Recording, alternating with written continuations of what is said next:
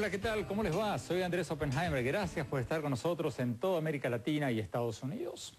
El conflicto de Gaza terminó con una tregua muy frágil, un pacto de saliva, dicen muchos, porque es un acuerdo verbal, no se firmó ningún documento formal. Y ahora la gran pregunta es ¿qué pasará en el Medio Oriente con la Franja de Gaza, con Irán y tantos otros conflictos simultáneos? Y la otra gran pregunta es si continuará el giro de varios países sudamericanos hacia un alineamiento cada vez mayor con los países árabes y con los palestinos. Durante las recientes hostilidades en la Franja de Gaza, una gran diferencia entre las reacciones de Estados Unidos, de la Unión Europea y de varios países de Sudamérica. Estados Unidos acusó al grupo militante islámico Hamás de ser un grupo terrorista por haber iniciado hostilidades lanzando más de 1000 cohetes sobre Israel desde la Franja de Gaza en los meses recientes. Washington agregó que Israel tenía todo el derecho del mundo de defenderse contra ese tipo de ataques. La Unión Europea, a su vez, emitió un comunicado reconociendo también el derecho de Israel a defenderse, pero a su vez exigiendo a Israel que su respuesta militar no fuera desproporcionada. Y los países del Mercosur, Argentina, Brasil, Uruguay y Venezuela, emitieron una declaración exigiendo que no haya una respuesta desproporcionada, una no muy velada referencia a Israel, y sin hacer ninguna mención al derecho de Israel a defenderse. Hoy vamos a analizar todo esto con varios políticos y diplomáticos que siguen esto muy, pero muy de cerca, incluyendo el expresidente de Perú, Alejandro Toledo, el expresidente de Uruguay, Luis Alberto Lacalle, la embajadora de Palestina en Chile, May Aykaila, y los voceros para la Organización para la Liberación de Palestina y de las Fuerzas de Defensa de Israel.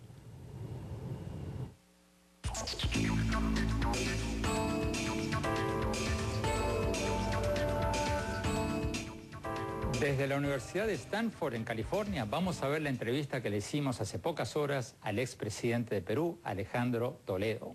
En nuestros estudios vamos a tener al expresidente de Uruguay y actual senador, Luis Alberto Lacalle, uno de los líderes políticos más importantes de Uruguay. Desde los estudios de CNN en Jerusalén, vamos a ver la entrevista que le hicimos al vocero de la Organización para la Liberación de Palestina, Javier Abu Eid. Desde Jerusalén también vamos a tener al vocero de las Fuerzas de Defensa de Israel, el capitán Ronnie Kaplan. En Washington nos va a acompañar Jeffrey Gordon, ex vocero del Pentágono, reciente asesor del candidato republicano Mitt Romney.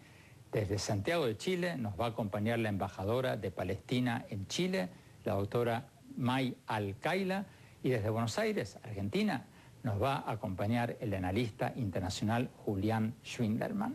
Bueno, vamos directamente a la entrevista que le hicimos al expresidente de Perú, Alejandro Toledo, y vamos a ver lo que nos dijo cuando le preguntamos sobre cómo reaccionaron los países latinoamericanos ante la reciente escalada de violencia en la Franja de Gaza. Veamos.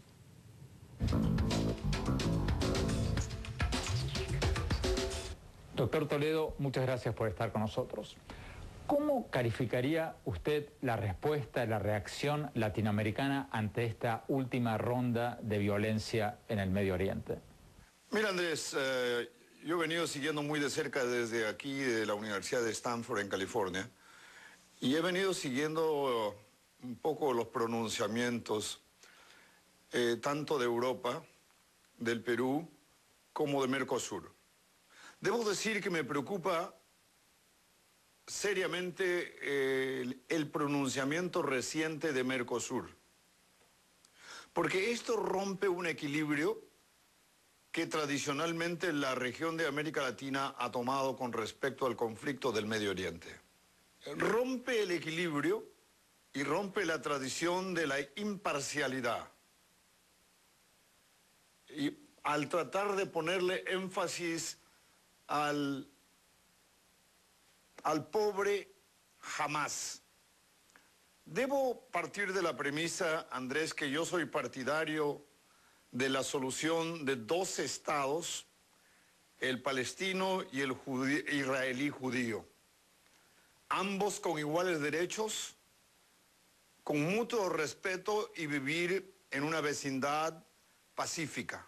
Soy partidario de esa solución, pero hace cerca de 7 días que ha comenzado un bombardeo de misiles desde la franja de Gaza,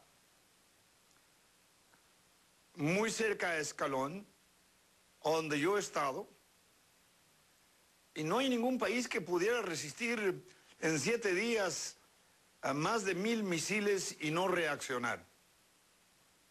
Ahora, soy partidario y me inclino por la posición expresada recientemente por la Unión Europea, que convoca a ambas partes a entrar a una solución pacífica, a respetar los derechos humanos, pero sí puedo entender el derecho de Israel a defenderse del inicio.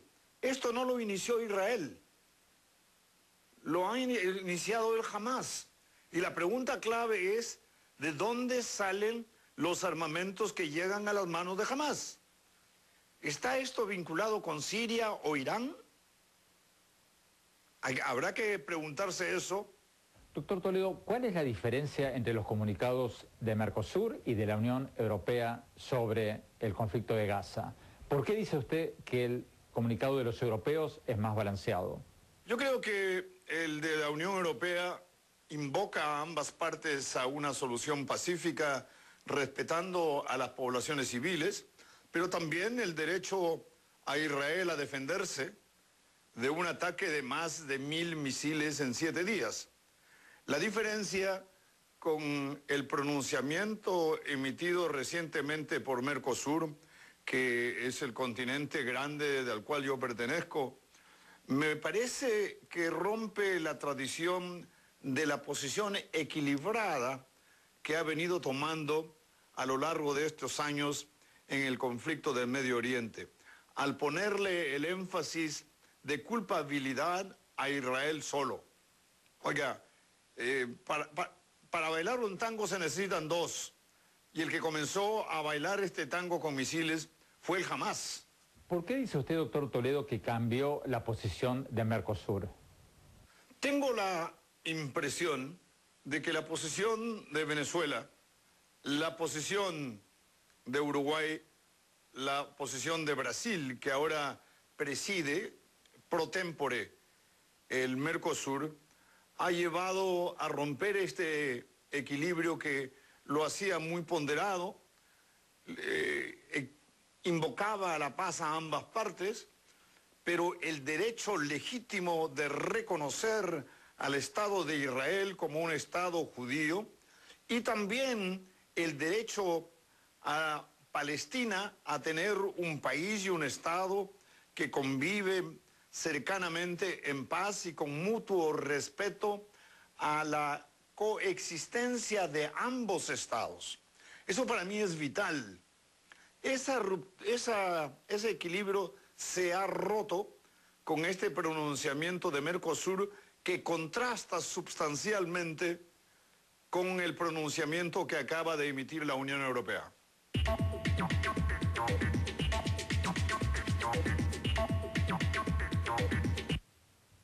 Antes de ir a la discusión, veamos la entrevista que le hicimos al vocero de la Organización para la Liberación de Palestina, Javier Abu Eid. Veamos.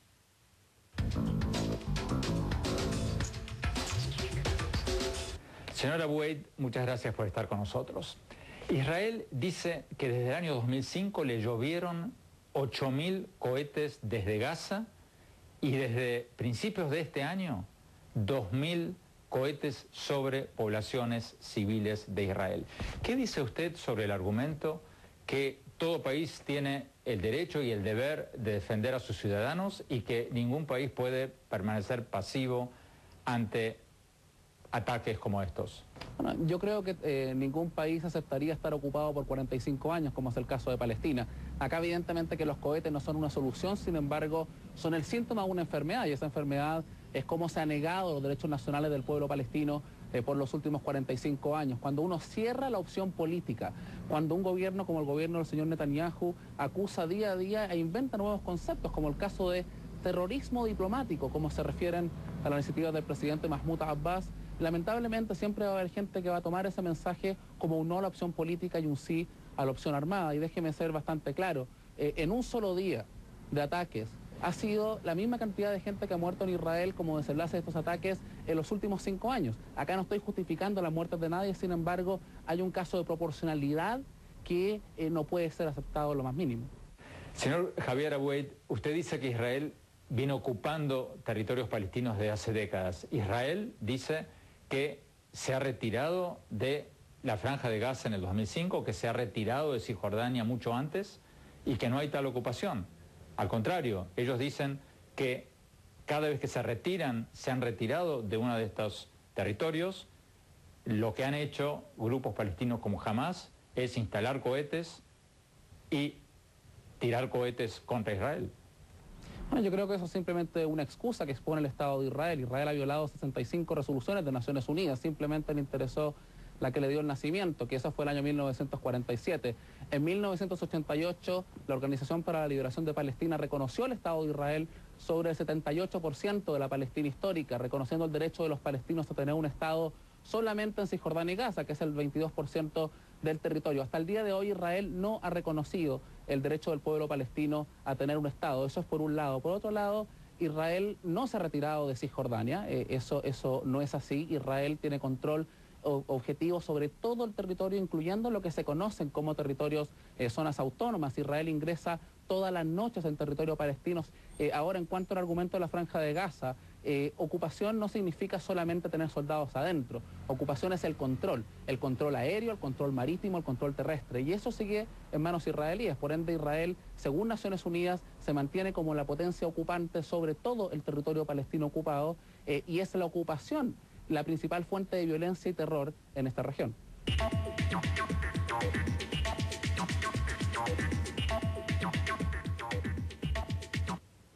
Vamos a Jerusalén. Capitán Ronnie Kaplan de las Fuerzas de Defensa de Israel. El vocero de la OLP, de la Organización de Libertad, para la Liberación de Palestina, nos acaba de decir que hay una ocupación de 45 años de Israel de los territorios palestinos. Su respuesta. Andrés, no hay ocupación israelí en la Franja de Gaza desde 2005. En aquel momento hubo una desconexión unilateral de Israel. Miles de civiles israelíes fueron sacados de sus casas en la Franja de Gaza y se mudaron a otros sitios en lo que fue un gran trauma para esa población israelí. Te recuerdo que el Hamas gana las elecciones con el 42% de los votos en la Franja de Gaza en el año 2006, y entre el 2006 y el 2007 mata a sangre fría a decenas de activistas de la OLP, en lo que y se hace del poder, da una suerte de golpe de Estado, y se hace del poder de todas las instituciones en la Franja de Gaza. El bloqueo marítimo en la Franja de Gaza se realizó luego de 6 intentos de ingreso de barcos con material de guerra iraní a dicha franja. El Hamas estaba armado hasta los dientes antes de esta operación. Imagínate si no hubiese habido bloqueo marítimo, cuánto más armado hubiese estado el Hamas. Además de la legitimidad del bloqueo desde el punto de vista del derecho internacional, como lo dictaminó Naciones Unidas por intermedio de la Comisión Palmer hace ya 2 años, este bloqueo definitivamente es una necesidad para la defensa de los civiles israelíes. El vocero de la OLP también acaba de decir que hay una enorme desproporción entre las víctimas de un lado y del otro. ¿Y la hay o no? Andrés, jamás la Jihad Islámica y otras organizaciones terroristas cometen 2 crímenes de lesa humanidad al mismo tiempo. Por un lado se esconden detrás de ciudadanos de Gaza, los utilizan como escudos humanos, al tiempo que disparan a ciudadanos israelíes. Jamás atenta contra niños de ambos bandos, dispara a niños israelíes y se esconde detrás de niños palestinos. Lo primero que hay que tener en este sentido es la diferencia filosófica en términos de intencionalidad de los grupos terroristas y del Estado de Israel. Yo puedo decir que las fuerzas de defensa de Israel, durante toda la operación Pilar Defensivo, hicieron todo lo que estuvo dentro de sus posibilidades para impedir el daño de civiles inocentes. Hemos tirado centenas de miles de panfletos, hecho centenas de miles de llamadas telefónicas, mandado centenas de miles de SMS. También tomamos la radio operativa del Hamas, y en todos esos pedidos le solicitamos a la población civil en Gaza: señores, por favor, no se acerquen a terroristas, no se acerquen a depósitos de armas, no se acerquen a sitios de lanzamientos de cohetes y misiles, porque esos son nuestros objetivos. Esos lugares son los que están poniendo contra las cuerdas al 48% de la población israelí, a 3.5 millones de personas. Yo le puedo decir, Andrés, que este tema es un tema cultural. El terror comprende la debilidad de los estados democráticos, la sensibilidad que tenemos nosotros para con la vida humana, y hace uso cínico de ello. Israel se encuentra realmente en uno de los frentes mundiales de la lucha contra el terror, y es una lucha que no es fácil. Fíjate por ejemplo el atentado en el centro de Tel Aviv hace 3 días, cuando el Hamas y otros movimientos terroristas en la franja festejaron este atentado. Mientras unos festejan la muerte, el Hamas y estos movimientos terroristas, otros aquí en Israel celebramos la vida después de este cese de fuego. Así también podés ver, por ejemplo, el trato para con los sospechosos de colaboracionismo con Israel. Refleja lo que estoy diciendo. De hecho, amarraron a los sospechosos con cuerdas a motos y los asesinaron paseándolos por la plaza pública. Los sospechosos se desangraban en el suelo mientras que los motociclistas del Hamas festejaban el sufrimiento de estas personas, que vaya uno a saber si habían colaborado con Israel o no. Creo que hay que entender, Andrés, este conflicto desde una perspectiva intracultural, desde adentro de la cultura. ¿Cómo entendemos adentro de la cultura de conflicto? Viendo lo que es la constitución del Hamas. Las constituciones son los documentos, ¿verdad?, que de alguna manera establece la identidad de los grupos, de los entes, de los estados. En el preámbulo de la constitución del Hamas dice: Israel existe y continuará existiendo hasta que el Islam lo elimine, así como eliminó a muchos otros antes. O por ejemplo, en el artículo 7, el día del juicio no llegará hasta que los musulmanes luchen contra los judíos y los asesinen. O en el artículo 13, habla de que el Hamas rechaza todo tipo de solución pacífica al conflicto. Si te lo traduzco del árabe, ellos hablan de que cualquier tipo de conferencia internacional para la paz sobre el tema palestino es un verdadero ejercicio de la futilidad. Creo que hay que entenderlo. Capitán Kaplan, nos están pidiendo un corte, vamos a tener que ir a un corte. Cuando volvamos, vamos a preguntarle al expresidente Luis Alberto Lacalle y a la embajadora de Palestina en Chile si hay un cambio en la política sudamericana en este conflicto del Medio Oriente. Ya volvemos.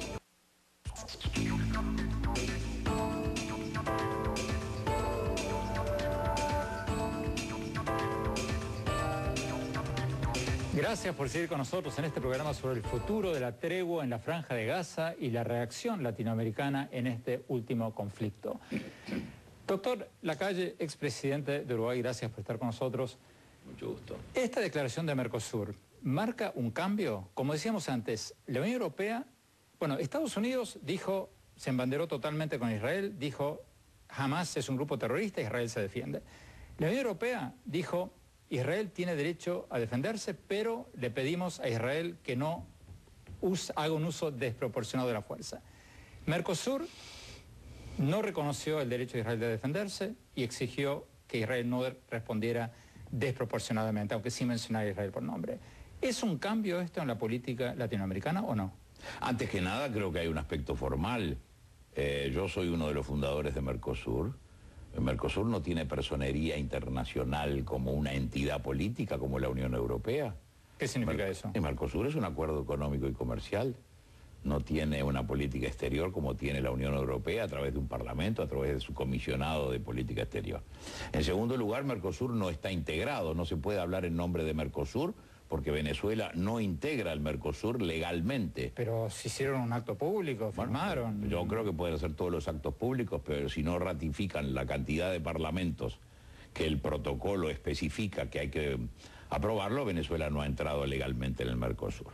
Así que me parece una pena que mi país, que tradicionalmente tuvo una política exterior independiente, ahora pierda esa independencia y vaya al lado de Brasil, de Argentina y de Venezuela, en algo que es una pérdida. Un país pequeño como el nuestro, de política exterior muy sana, tenía que haberla mantenido.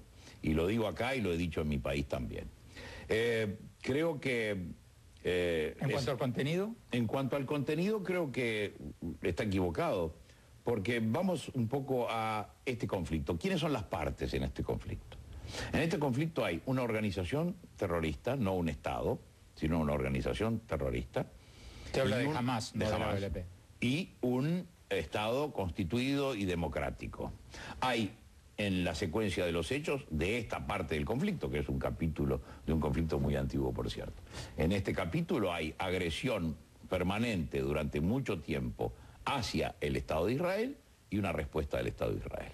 Así que me parece que no son ni equivalentes las partes del punto de vista jurídico de su legitimidad y no son equivalentes las actuaciones.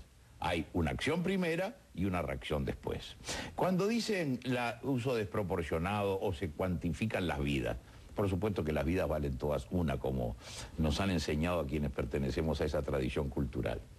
Pero en Gaza la demografía es muy concentrada y si además está mezclado con la población civil los objetivos militares, otra cosa es lanzar los misiles sobre barrios mucho más amplios de Israel. Entonces el tema no es cuántos muertos, sino quiénes son las partes, quién tiene legitimidad internacional o no y quién tiró la primera piedra o tiró el primer misil. Embajadora palestina en Chile, doctora Al-Qaila, ¿qué dice usted al argumento que acaba de enunciar el vocero de la Fuerza de Defensa de Israel y de alguna manera el doctor Lacalle, de que Hamás está usando a los civiles, a los niños palestinos como escudos humanos? Bueno, primero quiero decir que como acaba de decir el señor, defender al equilibrio de Mercosur o de los países latinoamericanos, de mi experiencia como embajadora palestina en Chile desde 7 años, yo creo que los países latinoamericanos están teniendo una mirada más justa y más real al conflicto que antes no lo tenían. Y eso para nosotros es muy importante porque es diferente hablar de teoría de hablar de realidad. Muchos de los países latinoamericanos visitaron a Palestina, muchos senadores y muchos parlamentarios fueron invitados por la misma Israel y pasaron a Palestina, entonces vieron en sus propios ojos qué está pasando en Palestina, el muro de segregación, los bloqueos a las ciudades y a las aldeas palestinas, los asentamientos que están confiscando cada día más terreno. Entonces vieron la realidad donde está en Palestina y por tanto si hubo un cambio, es un cambio por la realidad política que existe en terreno y por la realidad de justicia. Eso primero. Segundo, me gustaría hablar de lo que habló el señor Kaplan en cuanto al conflicto de cultura y la filosofía de la cultura. Quiero decir al señor Kaplan y acordarle de cómo empezó el Estado de Israel a través de bandas sionistas que vinieron e hicieron un terror y desplazaron a más que el 50% de la población palestina bajo terror en 1948. Y luego habla el señor Ron Kaplan de la desproporción y la trauma que tienen los ciudadanos israelíes que lo quitaron de Gaza de forma unilateral. Y a mí me gustaría decirle este territorio de la Franja de Gaza que fue ocupada por estos colonos israelíes. Mi pregunta al son Kaplan, este territorio no pertenece a Israel, fue confiscada, fue utilizada y luego después de disfrutar en la Franja de Gaza la dejaron de forma unilateral, ni siquiera lo coordinaron con la Autoridad Nacional Palestina. Y la ocupación... Ronnie Kaplan, a ver si podemos darle la palabra para responder a Ronnie Kaplan en Jerusalén. ¿Perdón? Andrés. No, quiero darle la posibilidad de responder al capitán Kaplan. Adelante. Sí, creo que acá están escribiendo de nuevo la historia. No nos olvidemos que antes del año 1948 hubo presencia judía durante desde antaño en la tierra de Israel, pero entre 1882 y 1948 había presencia judía en las zonas migratorias que habían llegado a Israel. Y durante todo ese tiempo, la actitud de la población árabe hacia la población judía, población árabe que después va a tomar la conciencia del pueblo palestino, es una actitud, le recuerdo a la embajadora, las matanzas del año 1929 hacia la población judía, las matanzas del año 1936. Entonces creo que no vale la pena mirar hacia atrás, creo que lo que tenemos que hacer juntos es mirar hacia adelante.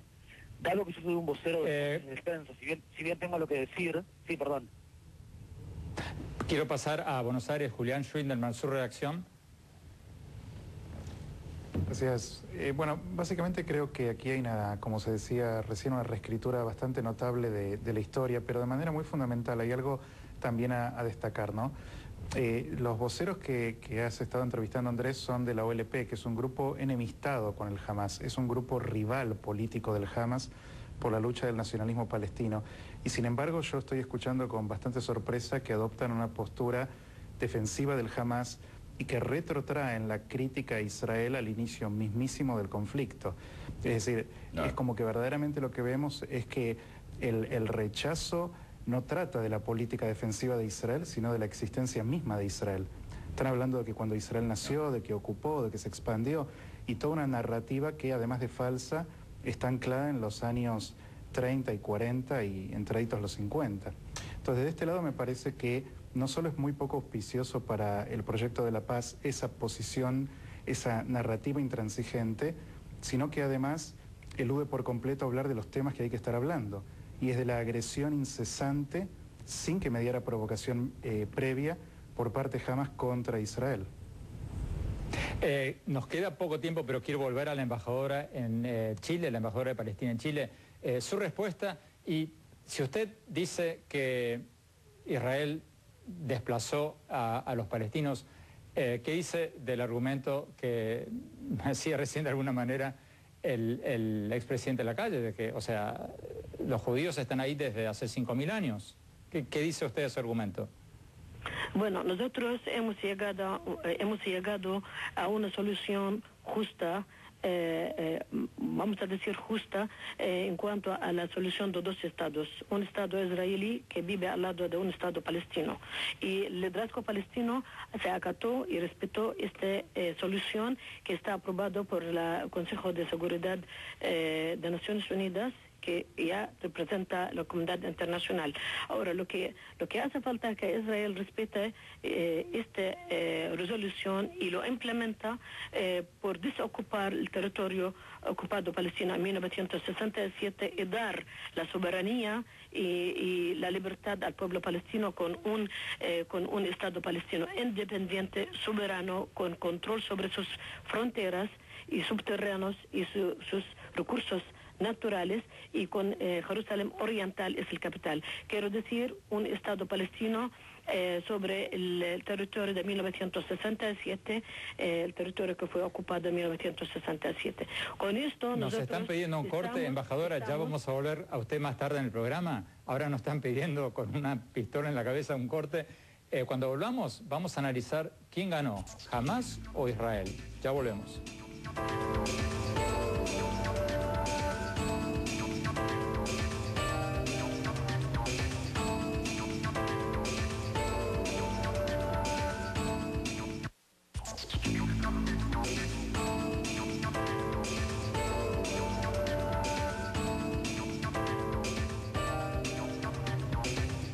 Gracias por seguir con nosotros. Vamos a la segunda parte de la entrevista que le hicimos al vocero de la Organización para la Liberación de Palestina, Javier Abu Eid. Vamos a ver lo que nos dijo sobre qué pasará de ahora en más allí en la Franja de Gaza.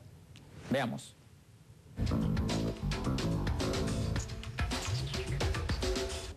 ¿Qué dicen ustedes sobre la acusación israelí de que grupos como Hamas están usando hospitales, escuelas, hoteles para disparar cohetes y, de hecho, mandando a morir a niños palestinos al usarlos como escudos humanos? Bueno, ese argumento es realmente vergonzoso. Israel ha definido, ayer escuchaba al portavoz del primer ministro israelí que decía que las muertes civiles eran fallas operativas. Bueno, las fallas operativas son bastante recurrentes, al parecer, en el ejército de Israel. Acá yo creo que hay que ser muy claro. Hay organismos internacionales, particularmente la UNRWA, que es una agencia de Naciones Unidas, que han certificado de que muchas veces que Israel señala de que Hamas ha llamado a disparar desde hospitales o escuelas, no ha sido así y ellos han podido probarlo. Y acá quiero ser muy específico. Israel no muestra ningún respeto por las vidas de los palestinos. Es algo que usted, a lo mejor, desde Estados Unidos es difícil de ver, pero si usted viniese acá y viera el trato humillante que se le da a los palestinos en Cisjordania, en los checkpoints israelíes, cómo se quitan las tierras, cómo se demuelen hogares todos los días, usted podrá entender cuál es la realidad de humillación diaria que vive el pueblo palestino hoy en día. ¿Quién ganó esta última ronda de violencia, Hamás o Israel? Yo y no solamente yo, digamos, la OLP, nosotros creemos que nadie gana con la violencia y eso hay que ser bastante claro. Nosotros, si es que no ponemos un fin a la situación que ha llevado a la violencia que hemos visto en Gaza, vamos a volver a ver estas imágenes muy pronto. Tiene que haber simplemente una decisión política de decir queremos el establecimiento de 2 estados sobre la frontera de 1967. Nosotros vamos a seguir con nuestra vía diplomática. El 29 de noviembre tendremos una votación en Naciones Unidas en la cual esperemos el Estado de Palestina sea reconocido como un Estado observador en la Asamblea, que nos lleve evidentemente a mostrar que la diplomacia y la no violencia sirve. Ahora, si es que Israel continúa con esta política de aislar completamente a el gobierno legítimo de los palestinos y al presidente Mahmoud Abbas, yo creo que el mensaje que va a estar enviando es muy simple, y acá déjeme ser bastante claro. En 20 años de negociaciones, Israel ha prácticamente triplicado el número de colonos ilegales en el territorio palestino ocupado, haciendo la solución de 2 estados más difícil. Jamás lanzando unos pocos cohetes hizo que muchos de esos colonos arrancasen fuera de los asentamientos. El mensaje es muy peligroso, por cuanto lo que Israel está diciendo es que a través de las negociaciones van a seguir expandiendo los asentamientos, pero cuando hay violencia estos simplemente se detienen. Ese mensaje es bastante peligroso.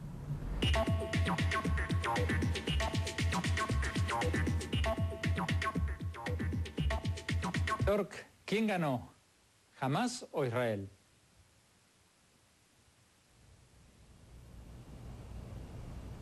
Jeffrey Gordon, en Nueva York, ¿quién ganó? ¿Hamás o Israel? Hola, muy buenas noches. Muy buenas noches, gracias. Yo creo que Israel ganó la batalla, porque cuando nosotros tenemos esas situaciones, Israel han matado más de 100 militantes de Hamás, pero al mismo tiempo Hamás logró sus objetivos estratégicos. Y yo estoy diciendo eso, Andrés, porque ellos quieren poner eso en la primer plana de todos los diarios en el mundo, en los capitolios de Europa, las Américas, Asia, Medio Oriente. Entonces, Andrés, yo creo que Hamás está ganando la guerra de ideas con eso, pero Israel ganó la batalla. Con nosotros hemos visto muchas veces antes.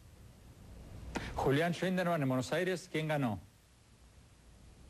Yo creo que ganó militarmente y políticamente Israel en términos de los objetivos definidos, que era destruir los cohetes Fajer de largo alcance, que son provistos por Irán y que llegan a Tel Aviv y a Jerusalén, lo cual ubican al 50% de la población de Israel bajo fuego de Hamas.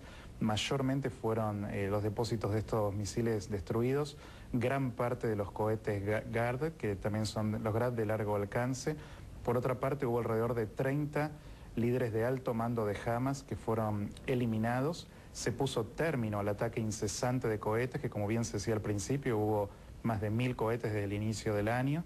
Y por otra parte, Hamas tiene que rendir cuentas también ahora a su propio pueblo, que ahora va a empezar a ver los resultados de sus decisiones con la devastación que habrá sido de Gaza a la luz de 1500 vuelos de bombardeo israelí. Por supuesto que Hamas... Embajadora Al-Qaila en Chile, por favor, rápidamente, porque nos piden un corte de nuevo. ¿Quién ganó? ¿Hamás o Israel? Bueno, considero que políticamente y militarmente ganó Hamás, porque por la primera vez en el asunto palestino que hay alguien que responda a Hamás. Israel éticamente perdió, porque éticamente lo que hizo Israel en contra de los civiles palestinos se considera en la historia, porque Israel mató 164 palestinos, dentro de los cuales 43 de ellos eran niños y el 50% eran civiles. Y por tanto, es éticamente una pérdida. Considero que al fin de todo esto, el que ganó es las batallas, y el que perdió son las pérdidas humanas que tuvimos. Presidente Lacalle, ¿quién ganó rápidamente? No me parece que corresponda ponerlo en esos términos, pero hay que ir un poco a la verdad. O alguien me va a decir a mí que los cohetes que tira la gente de Hamás van a objetivos militares, van a donde caigan, van a los barrios de Tel Aviv, van a los barrios donde vive gente normal que está viviendo su vida normal. La réplica de Israel procura ser lo más eficaz posible con objetivos militares. Así que me parece que hay una diferencia. Y hablar de ética cuando se le niega el derecho de existir al Estado de Israel. Yo en esta materia siempre me he ubicado como hijo de un país pequeño que le costó mucho nacer y ser independiente. Entonces, mientras haya alguien que le niegue al Estado de Israel el derecho a existir, esa persona está descalificada en el derecho internacional para opinar. Tenemos que ir a un corte y cuando volvamos quiero hablar brevemente sobre esta nueva realidad en el Medio Oriente tras la primavera árabe. ¿Resultó ser una primavera o, como estamos viendo en estas horas en Egipto, hay gente que dice que vuelven o vienen los fundamentalistas islámicos? El invierno. Ya volvemos.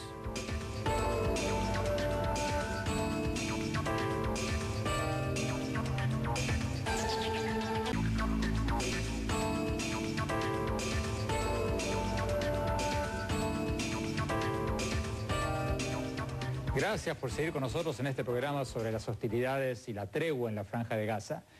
Vamos al último tema, Egipto. El presidente de Egipto acaba hace pocos días de anunciar, apenas se fue Hillary Clinton, que asumía poderes prácticamente absolutos, así por lo menos dice la oposición. El ex candidato presidencial egipcio Mohamed El Baradei escribió en su cuenta de Twitter que Morsi usurpó todos los poderes y se proclamó el nuevo faraón de Egipto.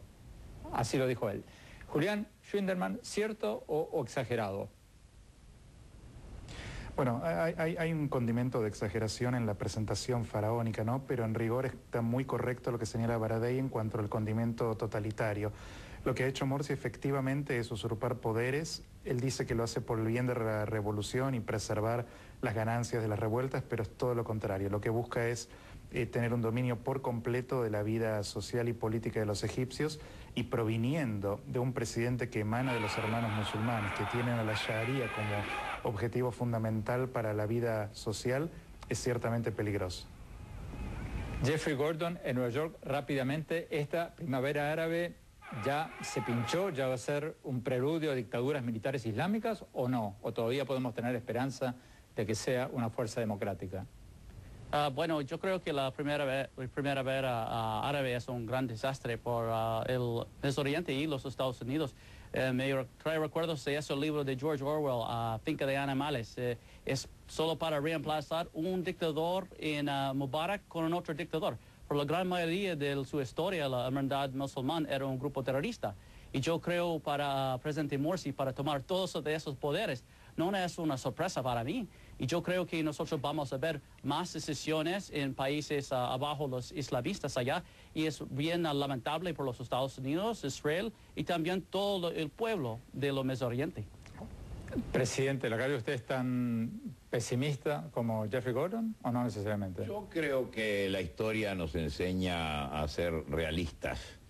Y indudablemente el cerco alrededor de Israel entre Siria, con ese conflicto que no parece tener fin, la amenaza de Irán y este debilitamiento de la legalidad en Egipto, por ponerlo de una manera suave, me parece que augura días muy complicados.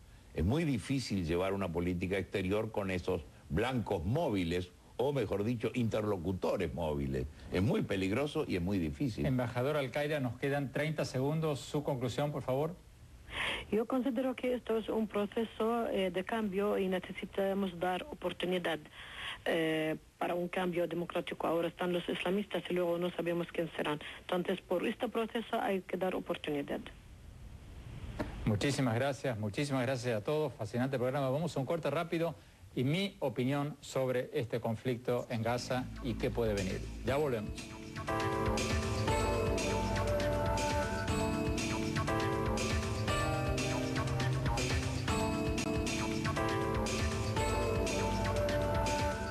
Muchas gracias por habernos acompañado y no se olviden que muchos de los temas que tratamos en este programa los pueden encontrar en mis columnas del Miami Herald y el Nuevo Herald y también en la página web de este programa, oppenheimerpresenta.com.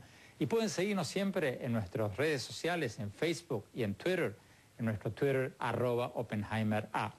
Bueno, mi opinión sobre el tema de hoy. Creo que no voy a decir nada nuevo, como dicen en México, no voy a descubrir el agua tibia si digo que todas las partes en este conflicto de Gaza tienen parte de la culpa. Por un lado, las políticas de línea dura del primer ministro de Israel, Benjamin Netanyahu, no han ayudado demasiado a negociar una paz duradera en el Medio Oriente. Por otro lado, Egipto, Turquía y otros gobiernos proislámicos han empeorado las cosas al darle mayor apoyo a grupos terroristas como Hamas en la Franja de Gaza. Y el grupo Hamas, a su vez, también tiene gran parte de la culpa, si no la mayor. Es culpable de haber escalado dramáticamente sus ataques con cohetes contra Israel en los últimos meses, especialmente en los meses anteriores al conflicto, y de usar a la población civil de Gaza como escudos humanos a lanzar cohetes desde escuelas, hospitales o edificios inmediatamente al lado de escuelas, hospitales y hoteles. En cuanto a la respuesta internacional, creo que la más balanceada de todas fue la de la Unión Europea y una de las menos balanceadas, la más sesgada, fue la de Mercosur, el bloque de Argentina, Brasil, Uruguay y Venezuela. ¿Por qué?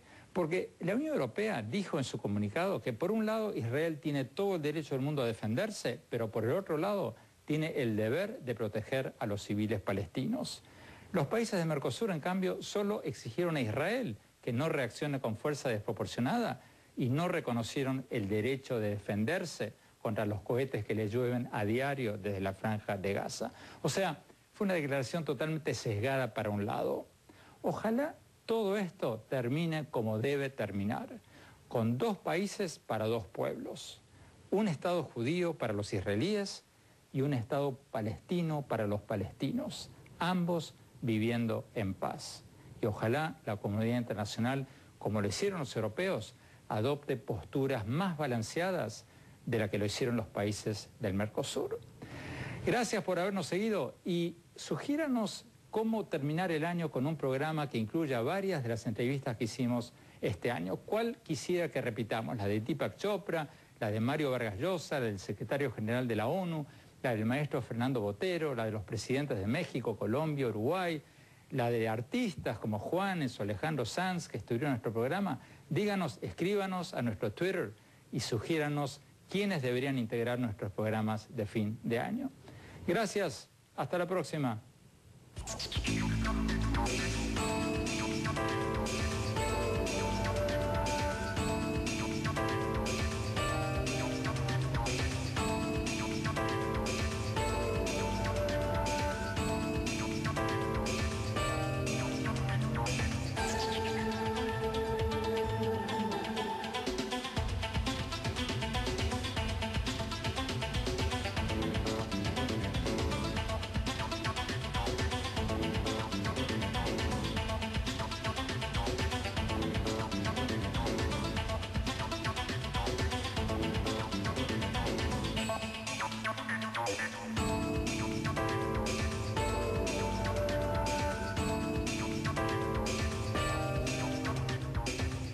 Oppenheimer presenta. Llega a usted por cortesía de Itaú. Invierta con un banco que conoce Latinoamérica. Itaú, The Global Latin American Bank. Arcos Dorados, la mayor franquicia de McDonald's del mundo y una de las mejores empresas para trabajar en América Latina.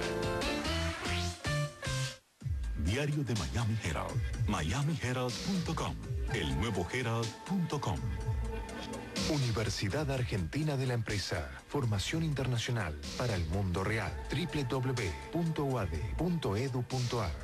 Editorial Random House, presentando el nuevo libro de Andrés Oppenheimer, Basta de historias, la obsesión latinoamericana con el pasado y las 12 claves del futuro. Mercado de Dinero, el periódico que defiende a los consumidores, apoya a los emprendedores y aplaude las buenas prácticas empresariales.